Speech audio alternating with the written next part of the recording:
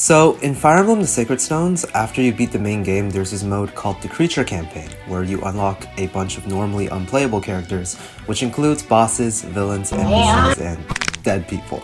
And ever since I was a kid, I always thought it was really cool that Sacred Stones actually lets you use these characters, but the problem is you only get to use them in post-game maps, where there's basically nothing left to do anymore. So, I decided to throw all of these cool characters into the actual main game in a reversed, randomized recruitment run, which means Lyon became the main lord, Orson was playable before betraying us, characters got brand new supports, paired endings, all that good stuff, and it just turned into some sort of weird alternate timeline where the NPCs and the villains and stuff get to fight alongside the main cast. Is that Takumi? What is going on here? The fat fuck from FE8's? What the fuck? Really stupid, you know? Got a bunch of new classes, a bunch of skills were added, like from Awakening and Fates. Random characters from across the series started showing up in cutscenes, and it was pretty chaotic, but underneath all of this randomness, I generally wanted to answer one question with this run. How good actually are the Creature Campaign characters in the main game? Because some of these units were genuinely insane. They were cracked, bro, and some of them were, they're pretty ass. So today we're ranking on a tier list every single playable Creature Campaign character from my run based on how well they actually performed. Let's go! Alright, so we're gonna start the tier list with our main lord Lyon, bro, the man himself, and honestly, this guy must have been the coolest character in the entire run. In Vanilla Sacred Stones, you know, Lyon is basically the whole story. The entire game revolves around him becoming depressed and accidentally turning himself into Satan. You know, as a kid, I thought it was bullshit, you couldn't actually use him. Also, actually getting to play as him as the main character in this campaign was sick. Because this was reverse recruitment, Lyon's basically the main lord of the game, and he basically replaces Eirika. That made the game's context in terms of the story really interesting on an emotional level. The supports were cool as hell, because Lyon actually gets relationships and paired endings. You know, Eirika and Ephraim are his two supports in here, let's go. And there was a lot of really nice moments from his supports with the Azure twins that I really liked. But let's talk about gameplay-wise. And first, when we go gameplay-wise, let's talk about his combat. Wait. Bro, combat-wise? This dude is ass, man. Like, this man is built like a dehydrated Victorian child. He is so frail, which I guess is in character. But he gets one-rounded by everything. He does no damage. His skills of Duelist Blow and Steel Strength barely even got into play because we don't get access to Dark Magic Tomes. We don't get access to Flux until like chapter 10. So for 10 chapters straight, Lyon can't even attack. And the worst part is he's basically a pre-promote because the Necromancer doesn't have any promotion. So he gains XP at the speed of like a fucking tectonic plate. I think he leveled up like 11 times total the entire run. That is not a real number, bro. Barely double digits. And he can't promote either because he just starts as a Necromancer. So his stats are basically frozen for the whole game. The run kind of becomes a thing like Marth in Shadow Dragon or Roy in FE6, where you have to defend your frail main lord and get him to the point of seizing the throne as quickly as possible, like escorting him because he's really frail. However, I said he was ass because his combat is ass. As a support unit, this guy is cracked, bro. He's such a good unit. Summoning phantoms in the main story is a completely busted utility that you get straight off the bat, straight off of chapter 1 in the prologue. Especially since it's a randomizer, the class of the phantom that Lyon summons every single turn is randomized. You don't know what he's gonna summon. What is that? What? Yo, this is broken! He can summon some guy with a brave weapon. He can summon some mage. He can summon like a Pegasus, a Cavalier. Bro, sometimes he summoned a dancer, which was actually busted, bro. That shit was not okay. Did Lyon just summon a dancer? What? That more than makes up for his poor combat, because if you guys don't know, summoned phantoms in FE8, they act like meat shields. It's like they have the provoke ability from Radiant Dawn, you know? The enemy will always target the phantom first. So even though the phantom stats are ass, they have like 10 HP and they deal like no no damage, and they will get one shot by everything. Just having that meat shield and being able to draw enemies in and maybe a little bit of tiny chip damage is really, really good. And he's a really good stave user as well. Having a main lord like a healer is also really unique. And honestly, those utilities matter way more than combat himself. Later on, when we talk about the, the special sacred tomes, sacred weapons and stuff, he gets Gleipnir. And also Naglfar. I don't know how to pronounce it. Like his signature weapon that he uses as a boss in the base game, which is pretty cool because he can actually start doing some damage. You do get it at the end of the game, and I just wanted to note that because on a lore basis, that's also really cool. But combat's not his main job. He's a really weird lord support unit.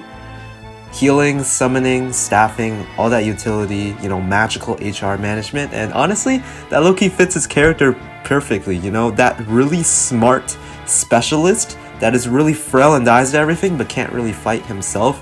That's what Lyon is all about as a character, and it matches his personality perfectly. So I'm gonna easily put him in A tier for now. I don't know if he's going to be high A tier, low A tier. We'll see as the tier list goes on. But yeah, that's Lyon so far. He was super cool to use. And now let's move on to the next character. Okay, next up we got Lyon's father, Vigarde. And this dude being playable is really cool because in Vanilla Sacred Stones, he's literally like a dead body corpse getting controlled by the Demon King for like the entire game.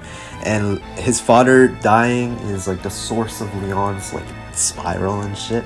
So seeing this like massive zombie emperor actually be alive and actually play the role of Lyon's dad, they're both happy now. That's nice to see. But gameplay wise, Vigarde was basically just early game insurance. He joined as a general, which in FE8 early game is pretty insane because enemies do like 0 damage to armor knights at that point. And his skills were pretty solid too. He had triangle adept plus, which was really useful because doubled weapon triangle advantages meant he basically auto-won every single matchup, especially since as a general he can use lance, swords, and axes. And then he also had great shield and never procced, so skill was fake. And hone resistance also, that skill is also faked. I never really used that one. But yeah, for the first few chapters, this guy was honestly putting in work. A tier for sure. But then the game kept going. His growth rates are really low because he's a Jagan archetype and he just couldn't keep up. And I ended up dropping him around like chapter 7.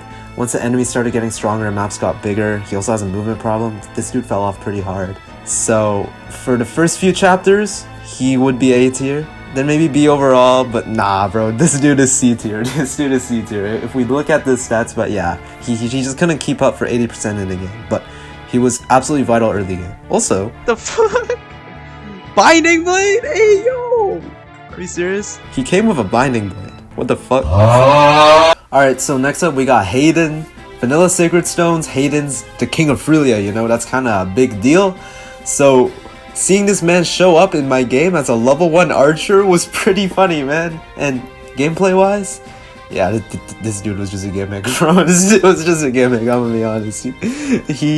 His skills are strong initiative and lucky initiative, which means on turn 1 and turn 1 only, he gets +7 strength and +7 luck. So he would just absolutely destroy someone, like one-shot them. Like he would just spawn in turn 1, become prime LeBron James for just 1 turn, and then immediately go back to being some washed old dude with a bow because he turns into Walt, bro. He turns into Walt from FE6 after that. And as soon as I got a chance to bench him, I benched him. D tier. Okay, next up we got Glen. Okay, that's a bit. Oh shit! Yo, Glen fucked him up.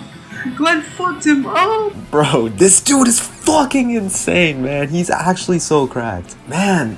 I understand why Fire Emblem never gives you Wyvern Knights in like early game now, because he joined in chapter 2 and he went insane, man.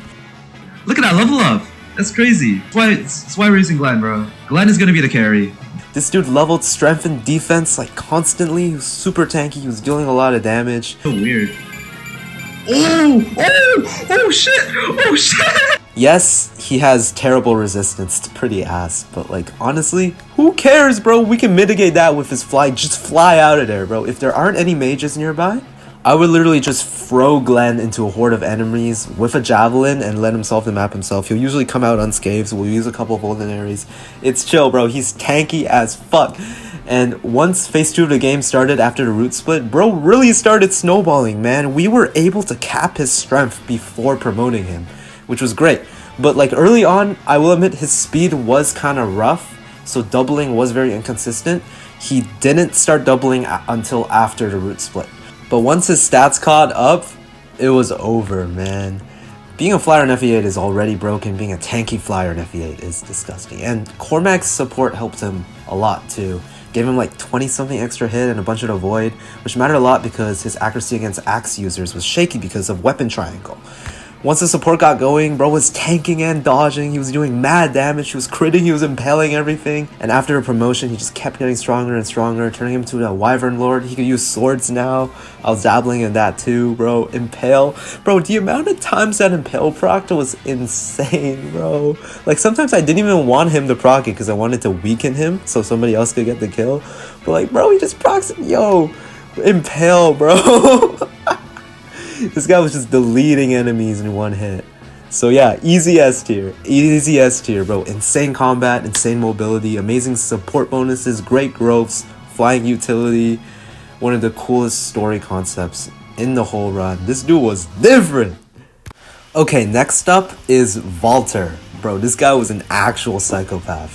In the original Sacred Stones, Valter's basically one of the main antagonists. He's this completely unhinged Wyvern General who spends the entire game terrorizing us. And now in this run, not only is he playable, but he actually has a support chain with Cormag, which is insane because Cormag's entire character in the entire game is wanting this dude dead, man. Valter joined one chapter after Glen as another Wyvern, which already sounds broken because now we have 2 Wyverns in the early game.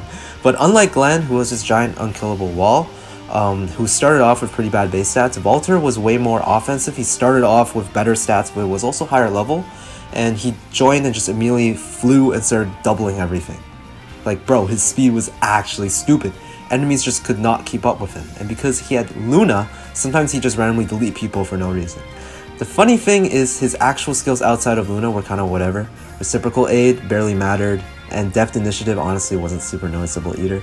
But who cares, because Wyvern mobility plus insane speed is already enough to break the game. Now, comparing him to Glen though, because like he's also an S tier. Both of these guys are an S tier. But I'm ordering the tiers, so is he better or worse than Glen? So Valter definitely felt riskier. Glen could just dive into 9 physical enemies with a javelin and walk out like nothing happened. But he had to be scared of mages. Valter doesn't have to be scared of mages. And Glen, I had to baby him and develop him in phase 1 of the game before the root split. And Valter was carrying the entire root split. Like sometimes, you know in Fire Emblem games where you'd split your team up, you know, have these units go this way, these units go the other way? Bro, sometimes I've had the rest of my army go this way and then Valter go by himself the other way. That's how much he carried on phase 1. Just like last chapter, Valter's going to be sent on a solo mission to just wipe everything out in this area, which I'm very confident in his ability to do.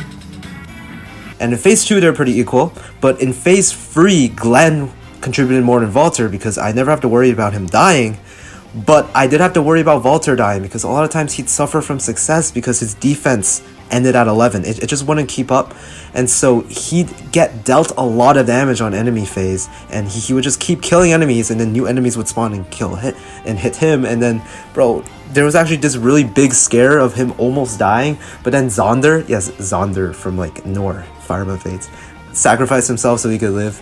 Like he actually almost died, bro. I think the big difference here is Glen definitely felt more reliable. Valter does more damage, he doubles more. He feels more like controlled chaos, which is very in character, psychopathic.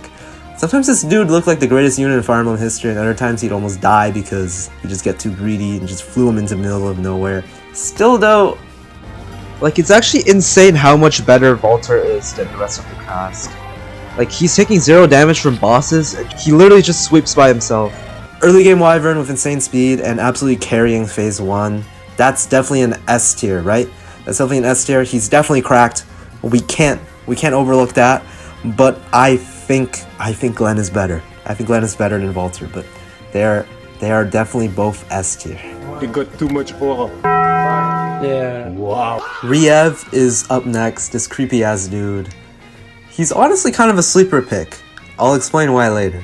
With supports with Valter and Orson, bro assembled the most morally bankrupt support triangle in Fire Emblem history, bro. These free. What the hell? Nightmare bump rotation, man. But now, as a unit, at first, I generally thought this dude was mid.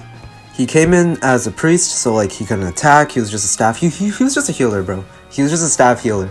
He was like, all right. He's just that like he's just that classic first Fire Emblem healer, you know. And usually all of these healers, they go in C tier. They all go in C tier.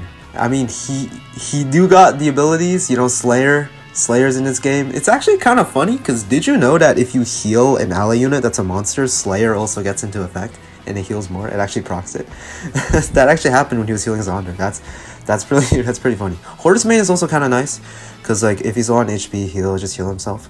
He'll just eat the vulnerary by himself. That's pretty good. But like, yeah, he's just a Fire Emblem. He's just a Fire Emblem healer, bro. But that's without looking at a vital piece of information because he has the skill Hone Movement. Bro, this skill is so fucking stupid. Look at this movement, bro. Riev is broken. All adjacent allies at the start of every turn, next to Riev, get plus free movement. So you can have 4 units with plus free movement starting the turn, every single turn. Bro, this is so broken in every single Fire Emblem run. Like, generally, this skill warps the entire way I even played the game. Every single turn, I was just playing chess, positioning. It was like a little mini game. How do I get these guys beside Riev before the end of next turn? How do I do that? Because like that's how you optimize shit, you know. And all of a sudden, plus free movement is so much, you know. Wyverns are flying halfway across the map. Mages suddenly are keeping up with cavalry. Armor knights are actually moving, like, and then like with a dancer as well, bro. So much movement. You could cover across the entire map in one turn, bro. This dude was basically turning the entire army into flying units, mounted units. And the craziest part is that because it's utility instead of raw combat, it's easy to not notice how broken Riev is.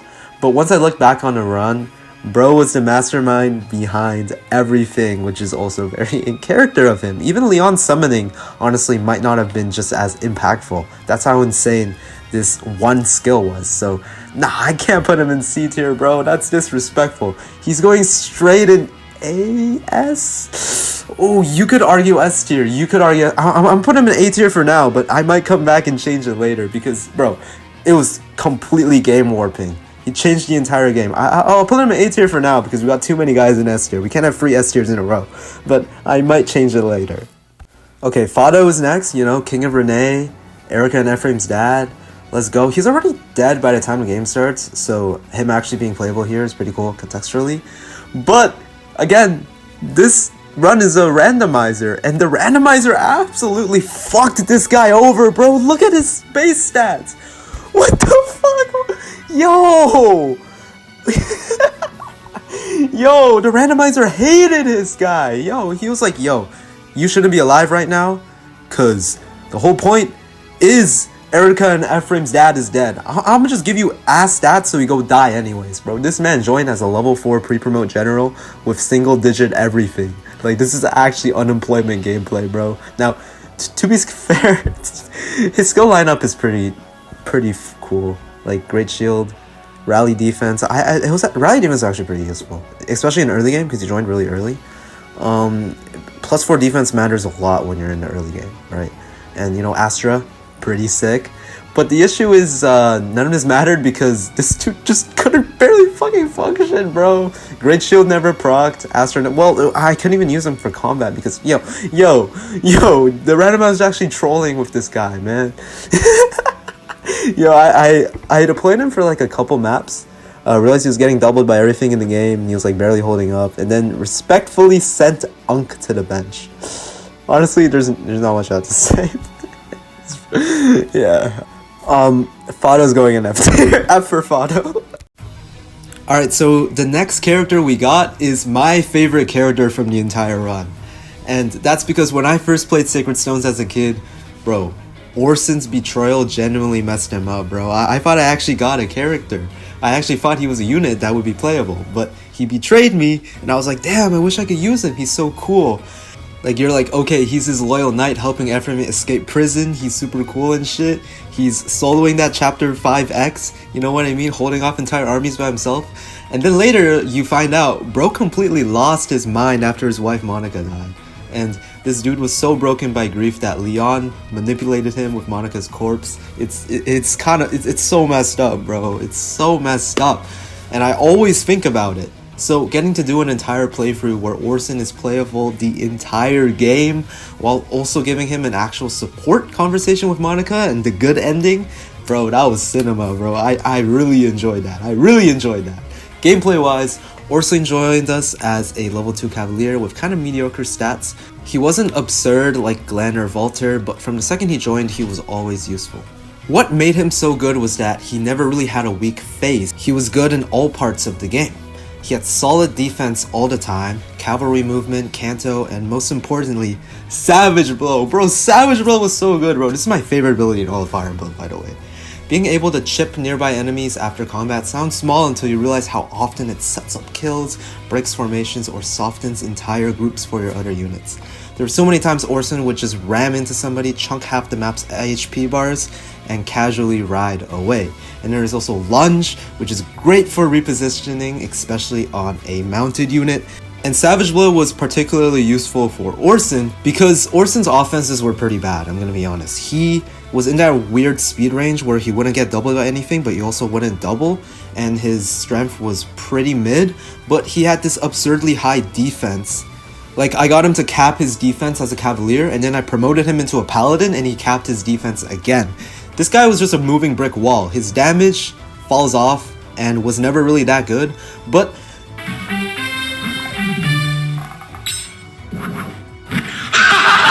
he crits a lot, and that helps. So it doesn't really matter. He was always critting, bro. Every single map, Orson was contributing something. Tanking, positioning, setting up kills, using him on choke points, movement utility, rescue drops, you know. He is invincible. He will never die. He won't wipe all out in a single turn. It'll take like a couple turns for Savage Blow to blow up, and then that's how he wipes all out if he's alone on a choke point. But I would be able to constantly throw him into terrible situations, and he would always come out unscathed. So I think what separates Orson from units like Glen and Valter is that they just felt broken. Orson is dependable. He is the gold standard of dependable. I feel like if we just had Glen, Orson, Valter, then we'd be good enough. No matter how ugly the map got, I knew this dude was gonna put in work. So yeah, easy A tier for Orson. One of the coolest units I've ever used in Fire Emblem. Sensational. Alright, next up is Monica, and honestly there's not that much to say because at the end of the day she's just a dancer. And dancers in Fire Emblem are just broken by default, you know?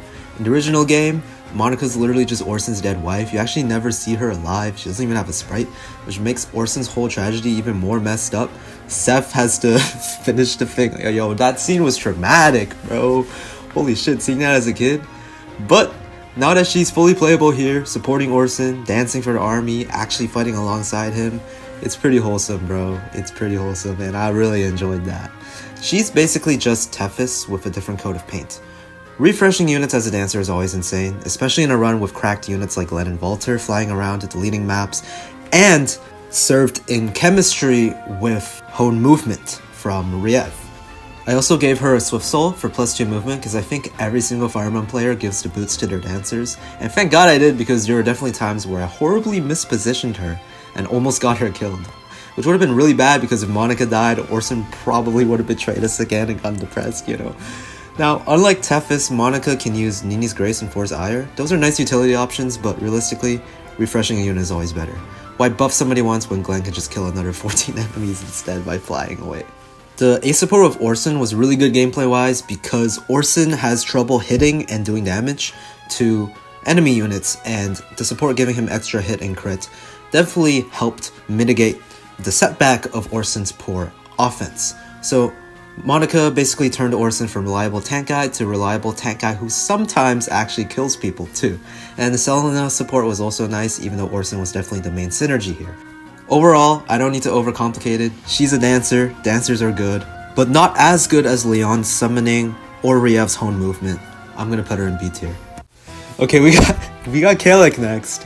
And you know, he's got aura, you know, he's a tough dude. Alright, just play the clip. Wow, he has 1 speed and 2 skill at base and 1 defense at base. Holy shit, and he has unit takes 6 damage after combat? Yo, I can't believe he started as a level 1 journeyman with 1 speed, 1 defense, and 2 skill, bro. Oh man.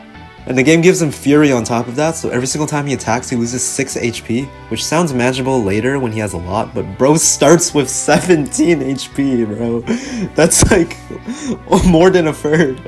This man was literally killing himself trying to level up. Like, I would have to, since its hit rate is so ass, because he's axes and low skill, right? I would have to have him kill the clerics or the troubadours, and he would miss against this enemy. He would lose to an enemy that can't even fight back because he'd miss his axe attack, and then Fury would do 6 damage to himself. Damn.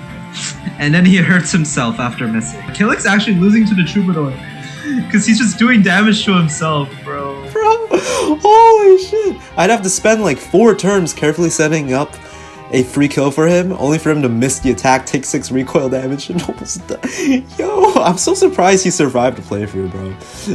Yo. At first I was like, okay, this has to be the most F tier character better. Like, I actually cannot make this shit up, bro. What is his unit? What is his unit? But Caellach had one boon to his entire existence. Amidst all of the banes, his strength stat was absolutely disgusting. He leveled up strength on every single level up. He capped his stat as a journeyman. He capped his strength as a pirate before he was even able to promote. He capped it when he was like level 9 or something. So he would hit someone, or if he can hit someone, they just fucking evaporate. And eventually, after hours of babysitting this fraud, he finally started snowballing a little bit. I still can't enemy phase with him because of Fury's like 6 HP recoil. But he was pretty alright in the mid game. It took me a while to find an Ocean Seal. So I wanted to promote him early because he already kept his strength, but I couldn't find an Ocean Seal and I had to wait for a bit. This could have been mitigated if I made him into a fighter instead of a pirate. That's kind of my fault. I wasn't sure if I wanted to make him a berserker or a fighter. I had to think on that for a lot. But yeah, and once his support started building up too, things got way better. The Selena support fixed his hit rate and he got some avoid, which was great. And he was just kind of a player phase nuke, but I could never use him to enemy phase. Giving him Garm later on felt cool as hell, man. Sacred weapon on Caellach, bro, that fits his aura. He got his aura back, man. He got kind of. He's still like, I don't know. He's not really that good. He's not F tier. He improved a bit. He improved enough to be mid. He's going in C tier. Okay, let's talk about Selena now. She's one of Grado's generals and probably one of the most loved characters in Sacred Stones. I mean, just look at how many heroes alts she has, right? She's got aura too. And so she started off as a mage with life and death. And bro, that skill just completely defined her. For people who don't know, life and death is a skill from Fates, and it gives you plus 10 damage to enemies when you attack, but also plus 10 damage taken when they attack you. Which on a mage is very, very interesting because early game, 10 extra damage basically means you just delete everything. 10 is a lot in the early game, you know? Selena would walk up, hit someone once, and they just explode. But if anything touched her back, she would explode. And if we miss a 92, she dies. Let's see. Nice. Selena's actually so cracked, bro. But also, if we leave her unattuned, as soon as she gets hit once, she's gonna die. She was basically like Lysithia from Three Houses. Insane player phase, horrific enemy phase, permanently one bad move away from death. And the funniest part is that her actual stats weren't even that crazy. She wasn't capping stats like Glen and Valter or even Caellach.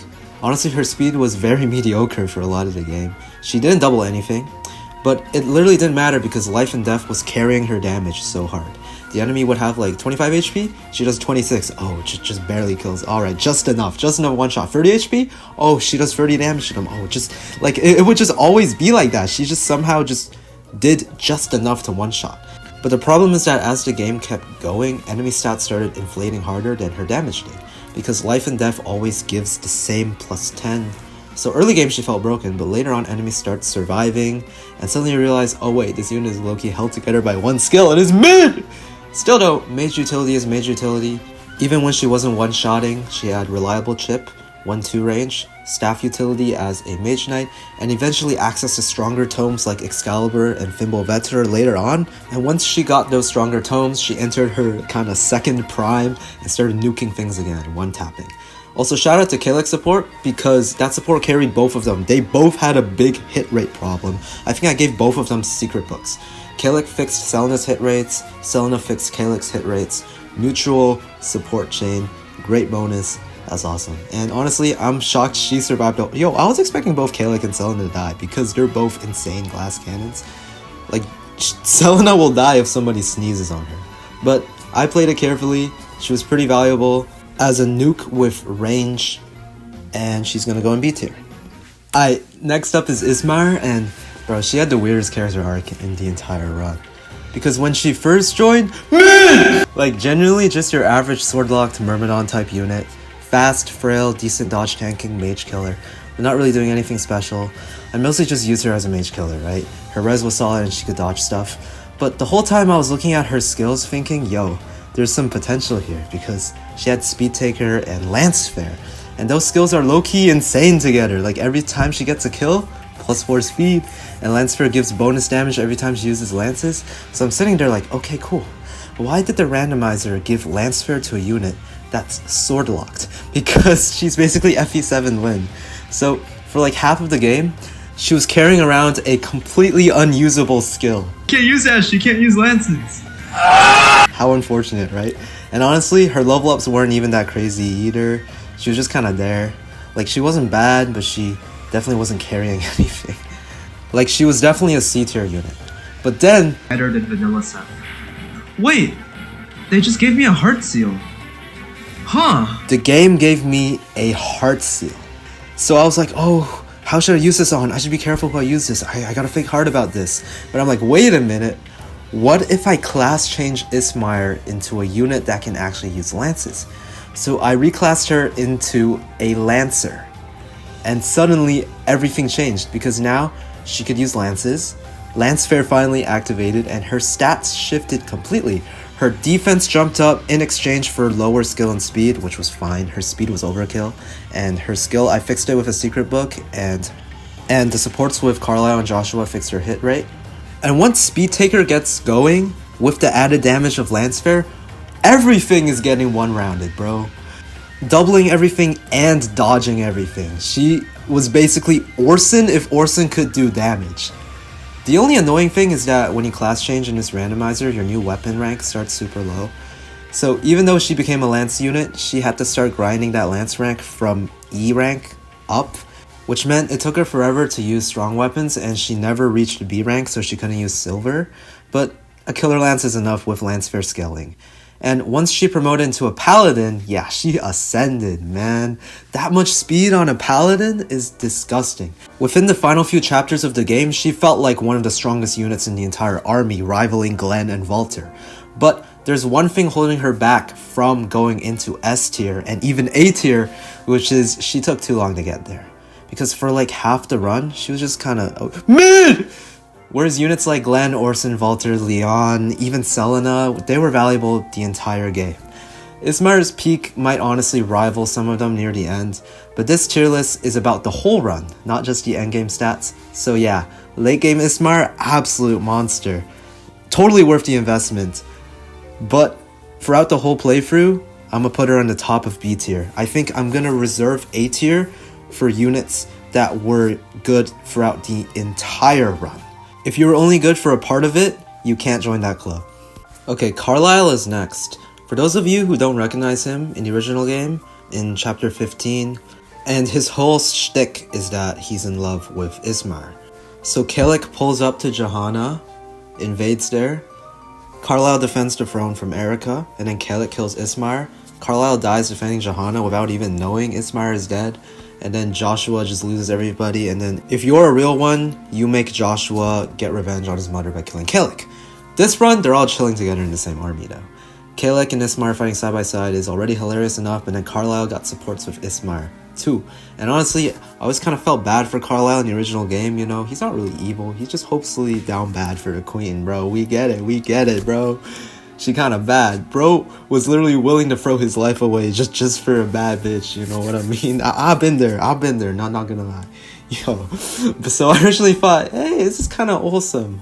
Maybe I can make them get a happy paired ending, you know? Let's do it. Until I actually used him, because gameplay wise, this guy is ass, man. He starts with good speed, skill, adept, and quick burn. So at first glance, you're like, okay, this is gonna be another cracked sword unit. He's gonna be that cracked Myrmidon. This is Rucker. No! This man has 4 strength. He does negative damage. And he never leveled up strength too. Oh no, he didn't get strength. Like, generally, if he doubles and adept procs, he attacks 4 times, and then he'll do like 2 damage for 4 times. Drop it. Like, I honestly, how am I gonna use somebody with 4 strength, bro? I need an energy ring like now for him to be salvageable. I'm sitting there watching this dude hit somebody 6 times for the same damage that Glen does in 1 javelin throw. And the saddest part, his stats never improved. I didn't realize how bad it was until I checked the screenshots afterward while making this video. This dude starts with 14 speed and ends with 18. And 2 of those speed points came from promoting to assassin. The reason I promoted him into an assassin instead of a swordmaster was because as soon as I saw how bad his level ups were and how much better the other units are like, I'm like, okay, I'm just gonna turn him into a thief utility bot. Because at least then he could open chests, open doors, you know, accidentally proc lethality, and never procced. And he was pretty useful as a thief, but that wasn't because he was Carlyle, that was because I made him a thief because he wasn't good enough as an attacking unit. And low-key, the thing that annoyed me the most was the randomizer putting the story together, because during Queen of White Dunes, the randomizer gave Carlyle Joshua's role in the cutscenes. So this dude was yapping through the entire Johanna storyline, and I'm sitting there like, yo, why is this guy the protagonist right now? That should have been Ismaire's moment. That should have been anybody else's moment. This guy is ass, bro. I'm just using him as a thief slave. Open your damn chests, boy. By the end of the run, I was so tired of this dude, I generally started considering killing him off in the final chapter, because bro, I don't want Ismaire getting a paired ending with the loser. And I thought about it back, and I was like, yo, Carlyle was in love with Ismaire, but I don't think Ismaire ever returned that feeling, bro. He's gonna go in D tier, and the only reason he's not in F tier was because I still got use for him from being a thief and picking locks. Okay, and that's gonna do it for the creature campaign units, but there are still a few randomized characters I used a lot during this run that have supports with our creature campaign characters because of the story ties, and I gotta talk about them too and rank them on this tier list as well. And bro, the Azure twins, Eirika and Ephraim, were so much fun to use. So first up, Ephraim. Bro, why did this game turn this man into Amelia, bro? He joined as a level 4 trainee with awful stats. Like, alright bro, thanks Randomizer. But unlike Caellach, the other trainee, his skills were actually super good. Strong constitution basically never mattered, but Swarp, bro, Swarp was a game changer. And then his skills are... What? Huh? Oh, Ephraim can use Swarp. Wait. What? Why is the range so high? Wait, what? Swarp lets you swap positions with an ally from like 5 spaces away, and then after promotion it became 8 spaces. And because he became a cavalry unit after I promoted him, he could use Canto after using it too. So this dude basically had free rescue staff utility as a skill. And the best part is it goes through walls, and it's the only movement thing that goes through walls in this entire game.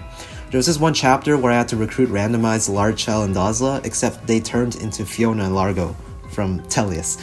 And bro, Largo got randomized into a chicken with 0 defense. And I was like, nah, this dude is not surviving the first turn, man. But Ephraim was able to warp his ass out through a wall and save him. Bro, the image of a giant buff Largo chicken acting like Larachel. Largo, why are you here, bro? Go back to your wife and kids. What are you doing? While yo, that was killing me for the run, bro. That was so funny. But yeah, once Ephraim promoted on literally the same map he joined on, which was great because thank goodness that map had so many clerics for him to farm.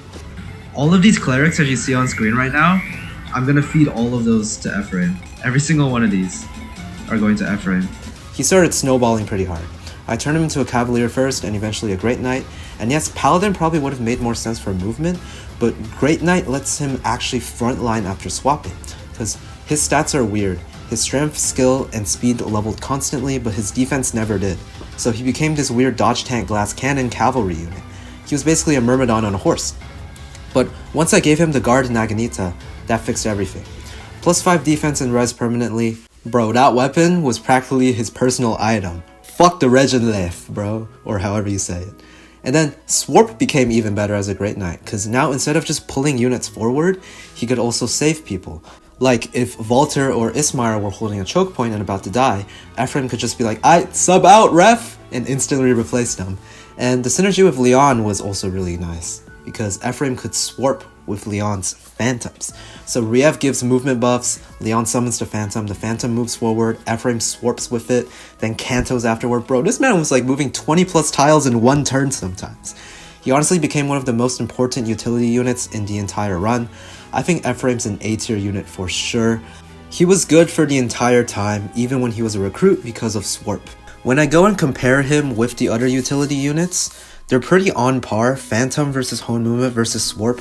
All of them were game-changing, all of them were vital to the game plan every single chapter. But I think Ephraim has an edge over them. Actually, I'm gonna put Ephraim in S tier, because here's the difference. Lyon, only good for his summoning. Riev, only good for his Hone Movement. Ephraim wasn't just good for swarping. Him as a combat unit was also very, very good. He would one-round everything. He was like Ismaire with Swarp, and that will put him at the bottom of S tier, because Glen and Valter just like, they're a little untouchable. Now, Eirika, honestly, the randomizer barely changed her class identity at all. She basically stays a Sword Lord the entire game, started as a Fencer, promoted to a Blade Lord, whatever, but the skills she got were really interesting.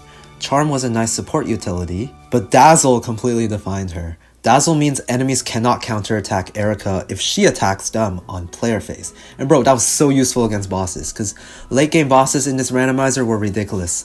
Like they'd have 40 magic and enough speed to one round half my army. So instead of risking Glen or Valter or Ismaire dying, I'd send Eirika in, she'd hit them safely, Monica dances her out, rescue Monica back to safety, Eirika can shoot a longbow, rinse and repeat. And after promotion, she randomly got S-rank bows too, which made it even funnier because she can now use Sieglind and Nidhogg, 2 sacred weapons.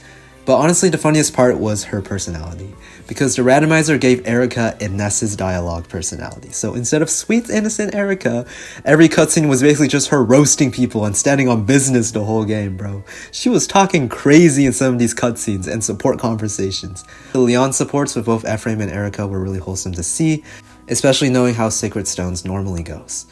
B tier. So yeah, Ephraim definitely carried harder gameplay wise, but Eirika was still a super useful specialist unit throughout the run.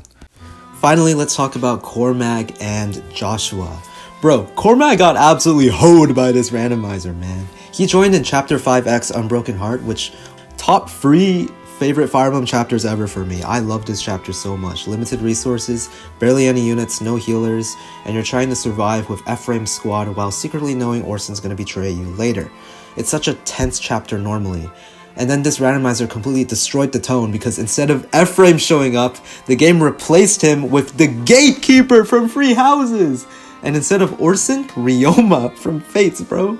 So my squad was literally Gatekeeper, Ryoma, and Cormag, and then Zeus as a occultist, bro, Dark Mage. Gatekeeper kept replacing Ephraim in all the important story scenes, and sometimes he'd be a lock, like you have to deploy him. So all of the emotional Lyon flashbacks, instead of Lyon, Ephraim, and Eirika, it's Lyon, Gatekeeper, and Boars, bro. Honestly, Gatekeeper was pretty decent. He had rally speed and fortress defense, so he was basically Walmart Orson without a horse. Tanky as hell, did no damage, but useful. Meanwhile, Cormag was getting cooked. He joined as this Bridget class with cool custom animations. Those were sick, I'll give that props. But he had absolute horrible gameplay. He was by far the worst unit in the join chapter. Gatekeeper was better, Ryoma was better, Zeus was hard carrying. He couldn't hit anything, couldn't double anything, and when he did hit the enemy, the damage was mediocre. The only useful thing he really had was seal defense, so sometimes I'd throw a hatchet, proc seal defense, and then somebody else kills the enemy. That was basically his whole purpose. Savior utility was alright too, he had enough HP to rescue weaker units and survive a little. But man, early game Cormag was rough. Eventually I promoted him early because he generally couldn't keep up. And then after his promotion into a Marauder, he became usable. He got 8 movement, better rescue utility, and could finally use effective weapons and hit them, like Hammer and Sword Reaver, to actually contribute. So phase 2 Cormag was like, okay. But then phase 3 of the game hit and bro completely fell off again. Couldn't double, couldn't hit, couldn't keep up. Betch. But I will say, the funniest thing about Cormag was his promotion, because for some reason the game gave him the female Marauder. So every time he attacked, he had these giant pixelated titties bouncing around while swinging an axe. Bro, that shit was killing me, bro. Cormag got some titties. The best part of Cormag, though, wasn't his gameplay, it was the supports, because seeing him interact with Glen was very wholesome. The Randomizer mapped them onto the Franz Ford support chain, so despite all the chaos, they still acted like brothers, and we can see that Cormag doesn't turn into this edgy, revenge-torn guy, and can actually act like a little brother, which was actually pretty cool to see. So overall, Cormag goes in D tier. Honestly, maybe D tier. At least he's better than Hayden. Now, Joshua though, Joshua was actually pretty fun. The Randomizer turned him into this floating cursed sword demon thing, and honestly, that class was tough, bro. That shit was hard. He had rouse movement, so if he started alone, he got +4 movement, and Spur Strength gave nearby allies bonus damage, adjacent ones, so he actually had some cool positioning utility. In his join chapter, it was during the Johanna arc, where usually Ephraim pulls up with Noel and Dussel. But for us in the Randomizer, Gatekeeper pulls up again with Joshua and Diamant from Engage. Bro, the Randomizer squad composition in his run was actually unreal. And Diamant was low-key cracked too, but this isn't his section. Joshua, although his class was super cool, Cursed Sword, he was very similar to vanilla Joshua. Fast, reliable, good crits, good doubles, good against axe users, dodgy, but never really insane. He destroyed unpromoted enemies, but promoted enemies usually survived. So he was always useful, just never game-breaking. I did favoritism him a little bit though. I gave him Métis' Tome because he was my only unpromoted unit at the time, plus some stat boosters because I wanted him to pop off. And honestly, he did alright. And by the way, the main reason why he wasn't as good is because when I tried to promote him with a Master Seal, he just wouldn't promote. He just went back to the same Cursed Sword class, but at level 1, with no promotion bonuses. His 2 supports with Ismaire and Caellach were wholesome and a nice rivalry, respectively, and his animations were sick. He just floated around a map like a haunted sword spirit. So overall, Joshua goes at the very top of C tier. And I guess we might as well put the Gatekeeper from Bree Houses on this tier list as well, bro. Gatekeeper, I'm gonna put you right next to Joshua. I think you two are on par. Actually, I think Gatekeeper goes higher because I didn't need any investment on him, and he's still good. And yeah, that's the final tier list. Honestly, this might have been one of the most fun Fire Emblem runs I've ever played. Like bro, this Randomizer somehow turned Sacred Stones into the most cursed crossover imaginable. We had Lyon as the main lord, Gatekeeper replacing Ephraim, Orson fighting alongside Monica, Cormag with titties, Joshua as a floating haunted sword, and somehow Largo became a chicken, bro. Oh yeah, and Boars is the main antagonist. Holy shit, bro. But what made the run really special honestly wasn't even just the memes. It was seeing all the characters who normally die, betray you, or barely get screen time actually interact with each other. Getting to see Lyon's paired ending with Eirika, Glen fighting alongside Cormag, Joshua talk with Ismaire, Orson and Monica actually stay together, even fucking Caellach fighting with the crew, bro. It actually made the story weirdly wholesome sometimes. And gameplay wise, this run was surprisingly really good too. I had a lot of fun with the cool mechanics, warp, phantom setups, movement tech with Riev, Ismaire's late game glow ups, and class changing, Valter and Glen deleting maps as early game wyverns, Selena, life and death, nuking things, Orson being literally immortal and having fun with Savage Blow and Lunge in Sacred Stones. Even a lot of the bad units were memorable because of how bad they were. Like bro, I'm never forgetting Caellach missing a cleric and almost killing himself. Sacred Stones works so well for randomizers. The cast is small enough that everybody feels important. The support system makes all the weird relationships funny, and the game's just flexible enough that completely stupid builds can somehow still work. So huge shout out to Vesley for making this self-randomizer. This thing is generally amazing. But wait, we're not done just yet, because after this video goes up, I'm uploading one final video where we actually play through the final chapter of this run. It's unlisted right now, linked in the description. And trust me bro, you're gonna wanna watch that because the final battle, looking at the paired endings, the ending cards, or all of the randomizer characters in the ending slideshow that I didn't mention in this tier list, bro, I need to see what this game thinks happened to Gatekeeper. And I need to see if Carlyle survives long enough to steal Ismaire, bro, and what Joshua thinks of that. Bro, why are you dating my mom, bro? After spending so much time with the stupid army, it's nice to see everybody get their happy ending at the end, and also all of the battle stats. So yeah, thanks for watching the video. This run was sick, and I'll see you guys in the finale. Let's go!